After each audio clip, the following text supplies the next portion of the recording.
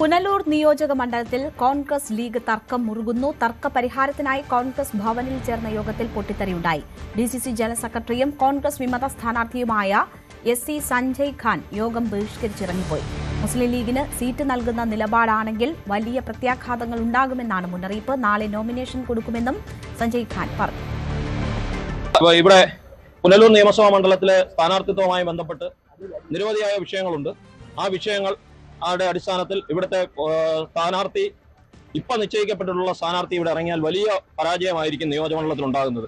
അതുകൊണ്ട് UDF നേതൃത്വം പുനർവിചിന്തനം നടത്തിയില്ലെങ്കിൽ നാളെ നോമിനേഷൻ കൊടുക്കാൻ തന്നെയാണ് തീരുമാനം. എന്റെ സഹപ്രവർത്തകരുമായി ആലോചിച്ച് ബാക്കി കാര്യങ്ങൾ പറയും. മീഡിയ ഉൾപ്പെടെയുള്ളവരെ നാളെ എന്തോ അല്ല, ഇതിപ്പോ കോൺഗ്രസ് പാർട്ടി ഒറ്റക്കെട്ടായി പുനലൂരിൽ ഒരു സ്ഥാനാർത്ഥിയെ തീരുമാനിച്ചു. ആ സ്ഥാനാർത്ഥിയെ പിൻവലിക്കുകയാണെങ്കിൽ ഞാൻ സ്ഥാനാർത്ഥിയായി നോമിനേഷൻ കൊടുക്കും. അല്ല, ഭൂരിപക്ഷം എന്ന് പറഞ്ഞാൽ ഇവിടെ കോൺഗ്രസ് പാർട്ടി സ്ഥാനാർത്ഥിയാണെങ്കിൽ, കൈപ്പത്തി ചിഹ്നത്തിൽ സ്ഥാനാർത്ഥിയാണെങ്കിൽ UDFന്റെ സ്ഥാനാർത്ഥി വലിയ ഭൂരിപക്ഷത്തിൽ ജയിക്കേണ്ട നിയോജകമണ്ഡലമാണ്. മനോജ് അപ്പുക്കുട്ടൻ വാർത്തയുടെ വിശദാംശങ്ങളുമായി ചേരുന്നു. മനോജ്, UDFന് ഉറപ്പായിരുന്ന ഒരു സീറ്റ്, കോൺഗ്രസിന് ഉറപ്പായിരുന്ന ഒരു സീറ്റ് ലീഗിന് കൊടുത്തു എന്നതാണ് പ്രശ്നങ്ങൾക്കിടയാക്കിയിരിക്കുന്നത്. 140 മണ്ഡലങ്ങളിലും ആദ്യം സ്ഥാനാർത്ഥി എന്ന ഒരു ആത്മവിശ്വാസത്തോടു കൂടി മുന്നോട്ട് പോകുമ്പോഴാണ് വലിയ പ്രതിസന്ധി പുനലൂരിൽ ഉടലെടുക്കുന്നത്. എങ്ങനെ പരിഹരിക്കാനാകുമെന്ന പ്രതീക്ഷ നേതൃത്വത്തിന് ഇപ്പോഴുണ്ടോ? പുനലൂരിലെ പ്രശ്നങ്ങൾ ദിനംപ്രതി കൂടിക്കൂടി വരികയാണ്. യാതൊരു കാരണവശാലും പരിഹരിക്കപ്പെടാൻ പറ്റുന്ന നിലയിലാണെന്ന് നമുക്ക് മനസ്സിലാക്കാൻ സാധിക്കുന്നില്ല. കാരണം മുസ്ലിം ലീഗിന്റെ മണ്ഡലം മുസ്ലിം ലീഗിന് കൈമാറിയപ്പോൾ തന്നെ കോൺഗ്രസ് പ്രതിഷേധമായി രംഗത്തെത്തുകയും കോൺഗ്രസിന്റെ തന്നെ പുനലൂർ അഞ്ചൽ ബ്ലോക്ക് കമ്മിറ്റികൾ ചേർന്ന് ഒരു സ്ഥാനാർത്ഥിയെ പ്രഖ്യാപിക്കുകയും പ്രചരണ പ്രവർത്തനങ്ങൾ നടത്തുകയും ചെയ്തിരുന്ന സാഹചര്യത്തിലാണ് KPCCയുടെ ഒരു കത്ത് ഇന്ന് പുനലൂർ ഘടകത്തിനെത്തുന്നത്.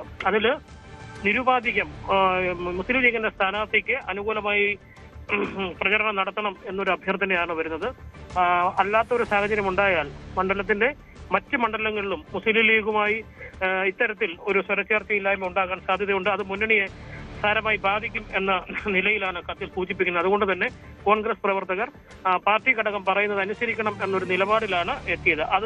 അതുമായി ബന്ധപ്പെട്ടാണ് ഇന്ന് പുനലൂർ അഞ്ചൽ ബ്ലോക്ക് കമ്മിറ്റികളുടെ നേതൃത്വത്തിൽ ഒരു യോഗം പുനലൂരിലെ കോൺഗ്രസ് ഭവനിൽ വിളിച്ചു ചേർത്തത്. ഈ യോഗത്തിൽ വലിയ പൊട്ടിത്തെറിയാണ് ഉണ്ടായത്. കോൺഗ്രസ് പാർട്ടി ഏകകണ്ഠേന എടുത്ത് തീരുമാനിച്ച സ്ഥാനാർത്ഥിയെ പിൻവലിക്കുകയാണെങ്കിൽ സ്വതന്ത്രനായി മത്സരിക്കും എന്ന നിലപാടുമായാണ് DCC ജനറൽ സെക്രട്ടറി കൂടിയായ സഞ്ജയ് ഖാൻ രംഗത്തെത്തിയത്. കോൺഗ്രസിന്റെ മുൻ ബ്ലോക്ക് ജില്ലാ പഞ്ചായത്ത് അംഗം കൂടിയാണ്. നിരവധി സമര പോരാട്ടങ്ങൾക്ക് നേതൃത്വം നൽകിയിട്ടുള്ള സഞ്ജയ് ഖാൻ പുനലൂരിൽ സുപരിചിതനാണ്. അങ്ങനെ സഞ്ജയ് ഖാൻ സ്വതന്ത്രനായി മത്സരിക്കും എന്ന ഒരു നിലപാടുമായി രംഗത്തെത്തുകയും സഞ്ജയ് ഖാൻ ഒപ്പം യുവജനങ്ങളുടെ വലിയ ഒരു പിന്തുണ കൂടിയുണ്ട്. അത് കോൺഗ്രസിനെ വീണ്ടും UDFനെ വീണ്ടും വെട്ടിലാക്കിയിരിക്കുകയാണ്. മുസ്ലിം ലീഗിന്റെ സ്ഥാനാർത്ഥി നിലവിൽ ഇതുവരെയും പുനലൂരിൽ UDF കൺവെൻഷൻ വിളിച്ചു കൂട്ടുക പോലും ചെയ്യാത്ത ഒരു സാഹചര്യമാണ്. പുനലൂരിലെ UDF സ്ഥാനാർത്ഥിക്ക് വേണ്ടി ഒരു ചുവരെഴുത്ത് പോലും, ഒരു ചുവര് ബുക്കിംഗ് പോലും നടത്തിയിട്ടില്ല എന്നുള്ളതും ശ്രദ്ധേയമാണ്. പുനർവിചിന്തനത്തിന് സാധ്യതയുണ്ടോ അപ്പോഴത്തെ ഈ സാഹചര്യത്തിൽ? ഈ നിലവിലത്തെ സാഹചര്യത്തിൽ പുനർവിചിന്തനം വേണമെന്ന് ആവശ്യപ്പെടുന്നെങ്കിലും അത്തരത്തിലൊരു ചിന്തനത്തിന് സാധ്യത കുറവാണ്. കാരണം അത്തരത്തിലൊരു ലെറ്ററാണ് ഇന്ന് ഘടകത്തിന് ലഭിച്ചത്. അതുകൊണ്ട് പുനർചിന്തനം ഉണ്ടാകാൻ സാധ്യതയില്ല. പാർട്ടിയുടെ തീരുമാനങ്ങൾ അനുസരിക്കുക എന്നത് നിവൃത്തിയുള്ളൂ. ആ തീരുമാനങ്ങൾക്ക് വിരുദ്ധമായാണ് ഒരു വിഭാഗം ഇപ്പൊ രംഗത്തെത്തിയിരിക്കുന്നത്. ശരി, ഡൽഹിയിൽ വലിയ ചർച്ചകൾ നീണ്ടുപോയി തുടങ്ങിയ ആരോപണങ്ങളൊക്കെ നേരിട്ടെങ്കിലും ആദ്യം 140 മണ്ഡലങ്ങളിലും സ്ഥാനാർത്ഥികളെ നിശ്ചയിച്ചു എന്നതാണ് UDFന്റെ അവകാശവാദം. അവിടെയാണ് പുനലൂരിൽ വലിയ ഭീഷണി അവർക്ക് ഉടലെടുക്കുന്നത്. കോൺഗ്രസിൽ നിന്ന് വിമത സ്ഥാനാർത്ഥി ഉണ്ടാകാനുള്ള സാധ്യത ഏറെക്കുറെ ഉറപ്പായി കഴിഞ്ഞിരിക്കുകയാണ്. മനോജ്,